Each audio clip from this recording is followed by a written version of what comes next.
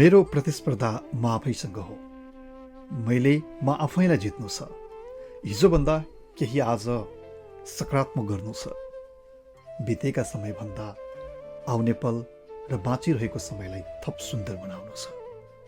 हरेक मानिसहरू अरूसँगको प्रतिस्पर्धाका लागि दौडिरहेका हुन्छन्, कुदिरहेका हुन्छन्, तर वास्तवमा आफूले आफ्नै लागि प्रतिस्पर्धा गर्नुभन्दा ठुलो सफलता अरू छैन। किनकि तपाईँ हिजोभन्दा आज र आजभन्दा भोलि केही सकारात्मक बन्न चाहनुहुन्छ अथवा केही आफूले बाँच्दै गरेको समयलाई सकारात्मक बनाउन चाहनुहुन्छ, सुन्दर बनाउन चाहनुहुन्छ भने अरू कसैसँगको प्रतिस्पर्धा हुँदै होइन।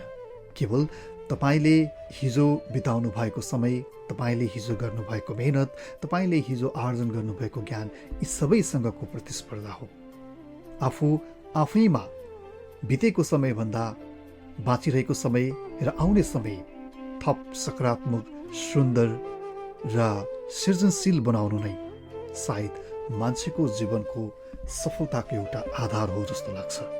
किनकि अरूसँगको प्रतिस्पर्धा त त्यो कहिले अन्त्य हुँदैन र अरूसँगको प्रतिस्पर्धाले तपाईँलाई कहिले सक्षम बनाउँदैन।